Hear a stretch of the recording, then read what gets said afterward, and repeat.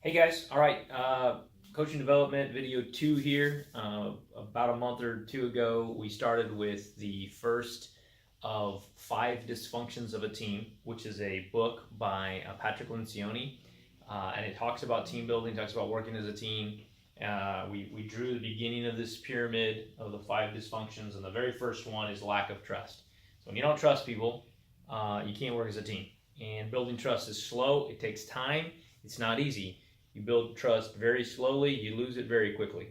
And it is the foundation of all working as a team. It's the foundation of all dysfunction, meaning if you don't have trust right, none of the rest of it really matters. And so we talked a little bit about that. I gave you an assignment, kind of come back to me individually, talk to me a little bit about that, both experiences for you in other workplaces, experiences for you coaching. You can actually apply this to athletes. This absolutely matters too. Works in all these organizations. So second one today, just reminder, first one is lack of trust. You don't have trust, you don't have anything. Second one is called the fear of conflict. Fear of conflict. Now, I would tell you fear of conflict has become probably the single most critical of the things that I'm dealing with at the gym, in different aspects and areas of my other businesses. It is something I deal with a lot interrelationally through church and ministry. And the thing is that we as a society have gotten worse and worse with healthy conflict. And so we avoid it at all costs, most of us. And so it's actually escalated even more. So whereas this has been a problem for decades, this is not a new problem. Some of our culture has made this worse, especially with social media, especially with like texting, with like poor forms of communication. This idea of fear of conflict gets really bad. So here's the premise, here's the idea, right? The premise, this is a big statement from Lincioni, is that, and this is a little complex, I'm going to break it down, the desire to preserve artificial harmony stifles the occurrence of productive ideological conflict. That's a big thing, okay? The desire to preserve basically fake harmony, artificial harmony. It's not real. You don't really like the person, you don't really agree with the person, you don't really like the concept, but you just don't want conflicts, you don't say anything. Or you misunderstood it and you think they might be saying something about you, but you're not sure, but you don't want conflicts, you don't say anything, okay? Artificial harmony stifles, chokes out, stops from occurring the occurrence of productive ideological conflict. Now, what is productive ideological conflict? There's good conflict, there's bad conflict. There's healthy conflict, there's terrible conflict. And healthy conflict is what we would call ideological conflict, okay? Healthy conflict is when you and I have a differing opinion about a method. We have Art and I have a differing opinion on what to do with the time of a class, right? That's conflict. It's healthy. There's nothing wrong with that. We disagree. It's okay. There's no such thing as a world in which everybody agrees about everything. That's pretend, that's fake, that's fantasy land, okay? There's always conflict, and we gotta be okay with it. Like, it's not a bad thing. Me and Art, in this example, disagreeing about the time of a class.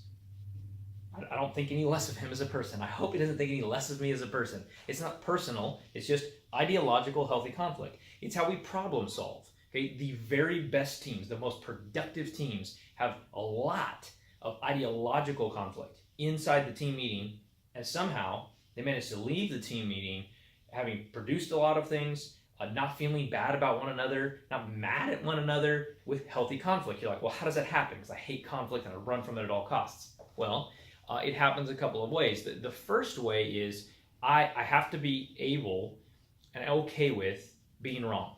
Like, I gotta be okay with being wrong. It's like it's okay if we're pushing back and forth on an idea or a method or something, and at the end of the day, I had the wrong idea, or maybe I got my way because I thought it was the right way, and then later it was wrong. I gotta be willing to say, it was wrong. That buys me a lot of trust the next time I go into a meeting. Okay, so let me give you an example of that. So Amber and I and Jason, Tyler, a few different people worked on Fit Club a few months ago, right? And so we're bantering back and forth. We got ideas. We're kind of pushing back and forth, And Amber says, hey, I don't think 3 days a week is probably gonna fly. I think it's probably too much. We're probably asking too much to get off the gate. And so as I'm pushing around, I'm getting input from people. I'm like, I think we can do 3 days. And so we kind of get to that, and I go, all right, we look at 4, we look at 1, we look at 2. I'm like, I think 3 days is the way to go, right? So here's a scenario where I get my way, and I'm thinking 3 days is the right thing after input. So we go give it a shot. 3 days doesn't work, right? 3 days is too much. These ladies don't want to get there 3 days. They're getting there 2 days. Just they're dropping off. We don't have the right momentum yet, okay? I have to be able to go back to Amber and say, I was wrong, right? I can't be like, oh, it failed for these 9 other reasons that weren't, my fault. They weren't my decisions. Problem. Why? Because, well, the next time we're in a meeting, I've already lost some trust, and I'm not going to get the same sort of work in that meeting. I got to be able to have some conflict, some healthy conflict, some good suggestions. Right or wrong, take that suggestion out, give it a shot, and then be honest about what happens. Does that make sense? All right, this is tied to a later dysfunction that we'll talk about. We've measured this over and over again in organizations. Teams that have people that come from different backgrounds. Those teams, what we would call heterogeneous teams, outperform and out-problem solve teams with what we call homogeneous, so people that all kind of have the same background, all kind of think the same, they kind of all agree sort of natively. The heterogeneous teams consistently outperform the homogeneous team. What does that mean? Well, that means teams sort of naturally see things differently and have different perspectives, and therefore, hopefully, disagree about how to solve something, how to do something, outperform teams that just all agree. Because you don't get groupthink, where everybody goes, yeah, it sounds like a good idea, yeah, let's all agree with Tim, and we'll just run off and do that. Teams that do that underperform significantly, to the extent that in organizations, we're now spending a lot of time trying to make sure that we create teams only with people from differing backgrounds and perspectives and personalities. I don't know if you've heard that, but that's a big thing. We need healthy conflict to problem solve and to fix things. If you don't get it, it's a mess, okay? So healthy versus unhealthy. What's unhealthy conflict? Unhealthy conflict is the moment that the conflict turns personal. Okay, so we're debating a class time, and suddenly that debate or that disagreement, that great conflict turns into, well, like, Daniel, you only think that because you're a jerk, or you only think that because you're lazy, or you only think that because you don't listen, right? So we just took a healthy conflict and we just turned it to be unhealthy because we took an ideology, a methodology that we were disagreeing on or that we were pushing back and forth on, and we took it personal. The moment conflict becomes personal in a meeting, in a team space, it is not healthy. It should be dealt with. Like, you need to deal with that. You don't deal with it in a team space. You deal with it one-on-one, right? You go to that person and go, whoa, hey, what's going on? I mean, I thought we were talking about class times, and all of a sudden we're talking about like personal stuff. I don't understand what's going on. You got to solve that. You can't allow that. Healthy conflict, unhealthy conflict. Point number 1. Point number 2. Teams that have healthy conflict versus teams that avoid it and they fear it. These teams are fun, okay? Teams with, believe it or not, I know if you don't like conflict, you're like, this is terrible. Trust me, teams with healthy conflict, where it's safe to disagree, push back, get your way, not get your way, come out of a meeting and having discussed different things and still kind of ended up on a different, those teams are fun. There's a great example in this book where they're going through a software company that's having this problem, and the CEO is addressing this, and she says, what would you rather do? Go watch a movie for 2 hours or be in a team meeting? And every single person's like, oh, I'd rather go watch a movie. And she's like, why? I'm like, well, it's fun, it's interesting, right? There's things going on, it's dynamic, it's different. She goes, well, let's talk about what a meeting should be. If a meeting is healthy, you get input, you can turn the direction of the thing that is your career. You actually have control, it's interactive, you don't just sit there and watch. Like, it should be good. I would submit to you that the difference, the reason the movie is more fun, is like there's all kinds of conflict and adventure in there, but I'm not worried about it. In a meeting, if there's a fear of that conflict, if we stop disagreeing with one another where it's safe, or if we disagree and we get jumped on for disagreeing, if those things are happening, then the meetings get really boring, right? We get jumped on too many times for having feedback. It's too defensive, and we just stop giving ideas. We just stop coming up with things. We're like, never mind. I'm not going to disagree anymore because I can't have healthy conflict. Let me read this to you because I think this is interesting. This is straight out of the book. Teams that fear conflict have boring meetings. They don't get anything done. When I said, hey, we got another coaches meeting, I guarantee you, some of you, when I said there's another coaches meeting in September, we're like, oh God, I don't want a coaches meeting. They're so boring. We don't get anything done, right? They're not productive. They don't mean anything. Why can't we just hand me a bulleted list and let me get out of there? I don't want boring meetings. 2, create environments. Teams that fear conflict, create environments where back channel politics and personal attacks thrive. Why? Because you never get anything out in the open. You never get to really express things and go back and forth. And so everything's done in the back channel. Everything's done around the team. We don't do it with the team. We do it around the team. In gossip, in one-on-ones, in text messages, so on and so forth. Super unhealthy. 3, teams that fear conflict ignore controversial topics that are critical to team success, right? So there are times where we look at what's going on in the box, or we look at what's going on with an athlete, and we go, look, I've got to go talk to Tony Andrews.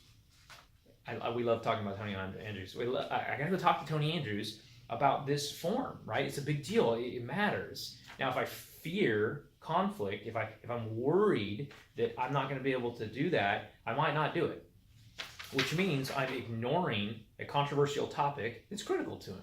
It's something that he needs, right? I can't fear the fact that there might be conflict because he needs it. Same thing goes with teams. I cannot fear sitting and going, hey, I don't think this is working. Can we press into why so that we can talk about it as a team? Teams that fear conflict jump to conclusions about the intentions and aptitudes of others without attempting to clarify them. It's a big deal. Well, we all do this. I do this, right? You see something, you write the rest of the story in your head. I see something, I don't clarify it, I don't ask about it, I just write the rest of the story. It's killer. Teams that fear conflict fail to tap into all of the opinions and perspectives of team members, right? When you fear conflict over time, you just stop getting opinions back, and that's harmful. Lastly, teams that fear conflict waste time and energy with posturing and interpersonal risk management, meaning like cover my butt. That's what I do. I cover my butt. I don't worry about risk. Teams that engage in healthy conflict. So this is the other side, and I'm going to try to post these things for you. Teams that engage in healthy conflict have lively, interesting meetings. They extract and exploit the ideas of all team members. They solve real problems quickly. They minimize politics. And they put critical topics on the table for discussion, meaning they're willing to bring up the elephant in the room if it needs to get addressed in a team format. Oh, look, there can be times where you got conflict with an individual, we get a problem with a person, and it's not a team thing. You don't bring that up in a team meeting. That's not what I'm saying.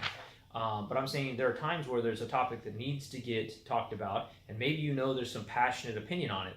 Don't avoid it. Just bring it up anyways, and let's press into it, because that's really important. So it's our job to allow there to be some resolution, some conflict in these meetings, some good, healthy conflict where there's pushback. And at the end, and this is really critical, I'm going to go to number 3, we always move forward united. Now, what I mean by move forward united, in a team meeting, in this organization, I have a team of people. So most of the big policy decisions in ministry here are done by teams, not one person. So we get in a room and we're really working through healthy conflict on an issue. I'm in a 13-person elder meeting, right? There's lots of opinions in there. There's lots of pushback. At some point, we're making a decision. Sometimes it's Russ. Like in our elder meeting, sometimes Russ has got to make a call. So he's heard everybody's talked. He's lots of opinions, great pushback, and it's up to him to just make a call in that area. Once you've made the call, whether as a team or individually, after good, healthy pushback, conflict, all that stuff, everybody moves forward united. So I'll move forward. It's a decision that I argued against, and I didn't like the outcome. I thought that's not the right one. But for the team, the moment I walk out the door, that's my decision. Like I'm claiming it, right? And someone's like, "Well, you were for that," and I'm going to be like, "Look, we hashed it out in a team. There are a lot of us that worked on us. This is what we're doing. I'm supporting that decision. I'm not going, well, the other guys, or like, yeah, we have to do it this way." What that does is that undermines some trust later in order to come back to the next time you're problem solving, and they're like, well, dude, man, you walked out the door, and because you didn't get your way, you threw us all under the bus. It doesn't work. So healthy conflict is great when we finish, when we come up with a decision, when we figure something out, we kind of leave it all at the table, whether we were for or against it. We're for whatever the decision is when we get out, because we're a team and we're working on those things, or because someone had to ultimately make the call, they got to make the call and live with it. So I'm not going to worry about throwing them under the bus.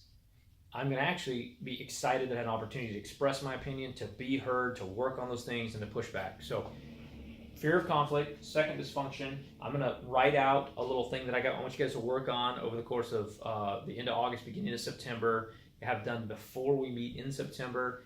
It's going to be about fear of conflict, and I'll try to post a couple of these things along with this video in the description so you have it in writing. Thanks.